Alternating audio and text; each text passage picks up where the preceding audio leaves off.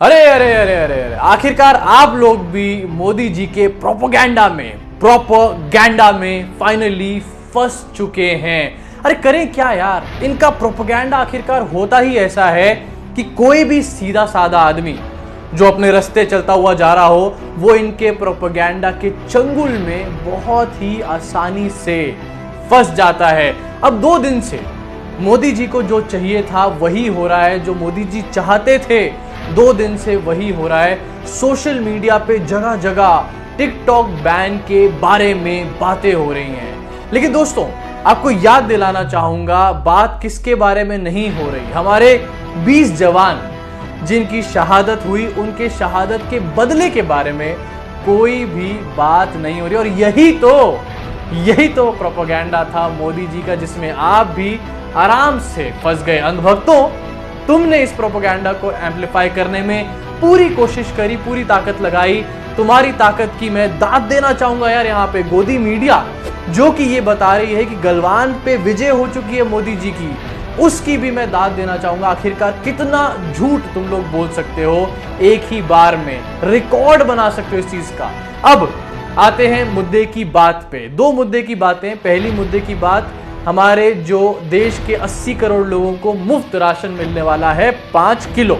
दूसरे मुद्दे की बात टिकटॉक। जी हां, वही टिकटॉक जिसको मोदी जी ने बैन कर दिया। आखिरकार उसके आफ्टर इफेक्ट्स क्या हैं। जब हमारे देश में टिकटॉक यूज हो रहा था, उस पे क्रिएटर्स थे, क्रिएटर्स उससे इनकम कर रहे थे, तो उनके ऊपर अब क्या इंपैक्ट पड़ेगा। मैं टिकटॉक से डेफिनेटली, टिकटॉक बैन से बहुत खुश हूं, लेकिन जैसे कि हर फैसला, हर डिसीजन लिया जाता है बिना किसी प्रायर नोटिफिकेशन के, बिना किसी वार्निंग के, उसी तरीके से टिकटॉक भी बैन करके बहुत सारे लोगों को बेरोजगार यहां पर कर दिया गया। एम्प्लॉयमेंट तो किसी को दी नहीं है और बेरोजगार धड़ल्ले से हम लोग करे जा रहे हैं।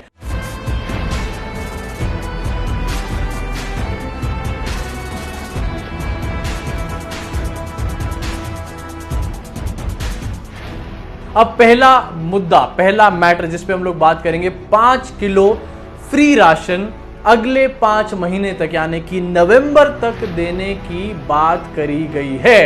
अब ये नवंबर तक देने की बात करी गई है राशन, और 80 करोड़ लोगों को राशन दिया जाएगा। पहले तो ये 80 करोड़ का जो नंबर है ये मेरे को बहुत खटका, और आप लोगों को भी खटकेगा। जरा बताता हूं इसकी असलियत आपको। 80 करोड़ लोग, हमारे देश में 130 करोड़ जनता है लगभग, 80 करोड़ लोग ये कह रहे हैं कि गरीब हैं जिनको राशन दिया जाएगा। अगर मोदी जी के सरकार में आने के 6 साल बाद भी 80 करोड़ लोग गरीब हैं यहाँ पे, तो क्या खाक उखाड़ लिया हमारे देश की सरकार ने पिछले 6 साल में। काहे की उपलब्धियां गिनवाते रहते हैं आखिरकार ये लोग बैठ के। अब एक छोटी सी कैलकुलेशन आपको करके यहां पर इस 80 करोड़ लोगों के ऊपर बताना चाहता हूं। हमारी सरकार ने, मोदी जी ने कहा कि 90,000 करोड़ का खर्चा आएगा 5 महीने तक इनको फीड करने में, 80 करोड़ लोगों को फीड करने में। इस पे कैलकुलेशन बिठाई मैंने संगियों, जरा समझ लो इस कैलकुलेशन को। 5 महीने 90,000 करोड़ के हिसाब से 1 महीने का निकलता है 18,000 करोड़।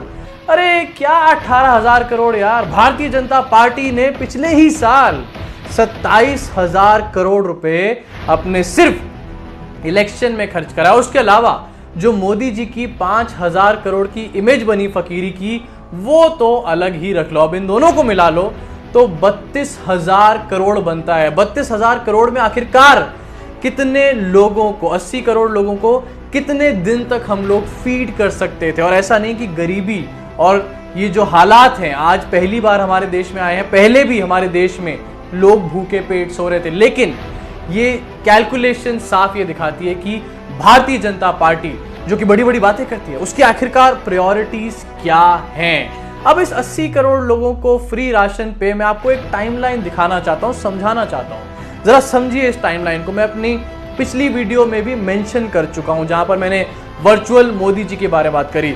वर्चुअल रैलीज करी जा रही हैं, लगातार वर्चुअल रैलीज करी जा रही हैं, हर जगह पर वर्चुअल रैली, हर जगह के लिए वर्चुअल रैली। जो फोकस है इस टाइम पे वो बिहार इलेक्शन पे है। साफ साफ ये पता चलता है, क्योंकि जो पहली रैली थी, जो वर्चुअल रैली में पहली रैली थी, वो बिहार से ही शुरू करी गई थी। याद होगा आपको वो तस्वीरें जहां पर एलईडी स्क्रीन जंगलों में, खेतों में लगी हुई थी, और वो वायरल हुई थी, वो बिहार की ही फोटोज थी।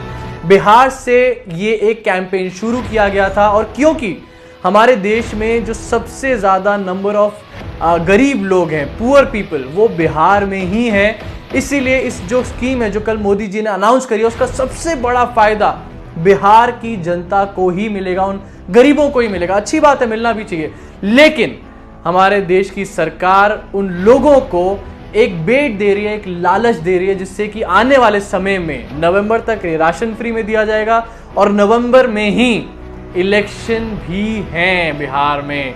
बिहार के लोगों को मुफ्त राशन देके उनसे आराम से नवंबर में वोट लिया जाएगा और पूरे के पूरे चीज को सरकारी खर्चे में डाल दिया जाएगा। आखिरकार इससे बढ़िया और प्लान क्या हो सकता है। तो दोस्तों ये थी पहले मुद्दे की बात। अब मैं आना चाहूंगा दूसरे मुद्दे की बात, जो कि है टिकटॉक बैन। तो दोस्तों सबसे पहले टिकटॉक बैन के ऊपर गवर्नमेंट का डिसीजन क्या आया? गवर्नमेंट का डिसीजन ये आया कि हमारे देश में 59 चाइनीज एप्स को बैन करा जा रहा है, ब्लॉक करा जा रहा है और उसमें टिकटॉक भी एक ऐप है। इसी के साथ ये भी कहा गया कि इसका रीजन ये है, ध्यान से सुनिएगा, इसका रीजन ये है कि डेटा प्राइवेसी और डेटा लीक का एक बहुत ही बड़ा खतरा है इन एप्स की वजह से। डेटा प्राइवेसी और डेटा लीक, प्राइवेसी को लेकर एक बहुत बड़ी बात करी गई और उसी को बेस बनाया गया टिकटॉक को इंडिया में बैन करने के लिए। पहली बात, टिकटॉक को इंडिया में इसलिए बैन नहीं करा गया है, जो सरकार ने हमें बताया है, इसलिए बैन नहीं करा गया है कि इंडिया की चाइना से इस टाइम पे एक फेस ऑफ चल रहा है या फिर चाइना ने ऑलरेडी इंडिया में इंट्रूजन कर दिया है। टिकटॉक को इसलिए बैन करा गया है क्योंकि सरकार को आज ये लगता है कि टिकटॉक के साथ डेटा इश्यूज हैं, डेटा प्राइवेसी के बहुत बड़े बड़े इश्यूज हैं। यहां बड़ी बात सबसे पहले मैं ये उठाना चाहता हूं, हिपोक्रेसी जिस पे मैं बात कर रहा हूं, कि अगर सरकार को यही लगता था कि टिकटॉक के साथ डेटा इश्यूज हैं, प्राइवेसी इश्यूज हैं, तो आखिरकार सरकार ने अभी थोड़े दिन पहले ही टिकटॉक पे अपना ऑफिशियल अकाउंट क्यों बनाया था? अगर ऑफिशियल अकाउंट बनाया था तो इसका मतलब सरकार को या तो ये पता नहीं था कि वहां पर डेटा प्राइवेसी के इश्यूज हैं, या फिर सरकार ये बात जानती थी, उसके बावजूद भी टिकटॉक को बैन नहीं कर रही थी, इनफैक्ट इनकरेज करने का काम कर रही थी। वहीं दूसरी तरफ जब टिकटॉक की बात आती है तो टिकटॉक पे सबसे बड़ी चीज ये भी निकल कर आती है कि कितने सारे लोग इसको इंडिया में इस्तेमाल कर रहे थे। तो अगर नंबर्स की हम लोग बात करें यहाँ पर, तो एक रिपोर्ट जो कि थोड़े समय पहले हमारे सामने आई थी, इस रिपोर्ट के हिसाब से 550 करोड़ घंटे टिकटॉक इस्तेमाल किया गया है 2019 में इंडिया में। उसके बाद एक और रिपोर्ट है, वो ये बताती है कि 81 मिलियन यूजर्स हो चुके हैं इसके इंडिया में 2019 दिसंबर तक। इसी के साथ ये भी पता चलता है हमारे को कि बहुत सारे, जब इतना लंबा समय टिकटॉक पे बिताया जा रहा था, 81 मिलियन यूजर्स हो चुके थे इंडिया में टिकटॉक के, तो डेफिनेटली क्रिएटर्स भी बहुत सारे टिकटॉक के इंडिया में थे। अब जब मोदी जी ने ये फरमान जारी करा कि टिकटॉक बैन कर दिया गया है, वो भी झूठ बोल के, प्राइवेसी इश्यूज की बात करके, तो उस टाइम पे उन क्रिएटर्स की, उनकी रोजी रोटी की क्या व्यवस्था मोदी सरकार ने पहले से बना के रखी, ये सवाल एक बड़ा निकल के खड़ा होता है। और बहुत ही बड़ा एक यहाँ पर झूठ हो सकता है। आज टिकटॉक बैन कहा गया है कि डेटा प्राइवेसी की वजह से किया जा रहा है, इसमें चाइनीज का कोई नाम नहीं लिया जा रहा है, इसमें यह नहीं कहा जा रहा कि चाइनीज इंट्रूजन की वजह से हमने टिकटॉक को बैन किया है। कल को ये डेटा प्राइवेसी इश्यूज जो हैं वो अमेरिकन एप्स के साथ भी आ सकते हैं और हो सकता है आने वाले समय में मोदी जी जो है यूट्यूब को भी इसी बहाने के साथ बैन कर दें। अब जरा सोचिए आप लोग, कितना ज्यादा अनडेमोक्रेटिक ये बिहेवियर हो जाएगा अगर ऐसे ही हमारे देश की सरकार एप्स को बैन करने लग गई। हो सकता है ये एक शुरुआत हो, टिकटॉक बैन हुआ है, हो सकता है आगे आने वाले समय में और भी वेबसाइट्स बैन करे हमारे देश की सरकार, सिर्फ इसलिए क्योंकि उन वेबसाइट्स पे सरकार के खिलाफ एक आवाज उठ रही है। अब गवर्नमेंट का डिसीजन क्या है, इसका इम्पैक्ट इंडिया में जो क्रिएटर्स हैं टिकटॉक के, उनके ऊपर क्या पड़ा, इसके बारे में हमने बात कर ली। साथ ही साथ मैं यहाँ पर छोटी सी बात करना चाहूंगा जूम ऐप के बारे में भी, जहां पर डेटा सिक्योरिटी, डेटा प्राइवेसी की बात आती है, वहां पर जूम भी थोड़े दिन पहले से बहुत ही ज्यादा चर्चा में रहा। इनफैक्ट डिफेंस ने ये बोला है अपने लोगों को कि वो जूम ऐप का इस्तेमाल ना करें, लेकिन फिर भी जो डिफेंस चीफ हैं अभी थोड़े दिन पहले जूम ऐप को इस्तेमाल करते हुए पाए गए। साथ ही साथ जो हमारे देश के डिफेंस मिनिस्टर हैं वो तक भी एक फोटो में जूम ऐप को इस्तेमाल करते हुए पाए गए हैं। अगर डेटा प्राइवेसी की बात है तो सिर्फ यहां पर टिकटॉक को बैन क्यों करा गया? और अगर डेटा प्राइवेसी की बात नहीं है, अगर चाइनीज इंट्रूजन की बात है इसलिए टिकटॉक को बैन किया गया है, तो आखिरकार इस पे सरकार और मोदी जी एक क्लियर स्टैंड क्यों नहीं दे रहे? ये बात आज बड़ी सोचने वाली है। साथ ही साथ इस बात को तो ठंडे बक्से में डाल ही दिया है कि हमारे जो 20 जवान शहीद हुए थे उनका बदला कैसे लिया जाएगा। अब सरकार पूरी तरीके से बिहार के इलेक्शन मोड में आ चुकी है।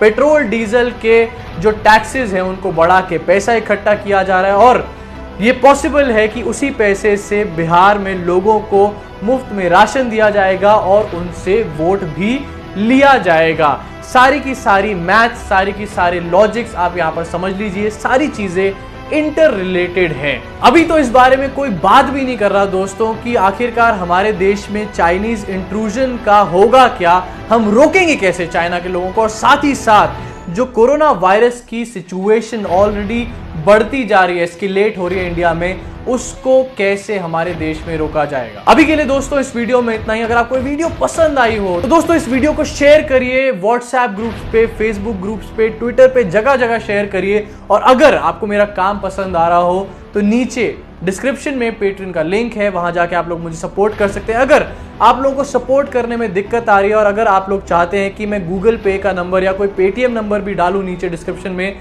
तो उसके बारे में भी आप कमेंट करके मुझे यहां पर बता सकते हैं। अभी के लिए इस वीडियो में इतना ही। मुलाकात होगी आप सबसे अगली वीडियो में।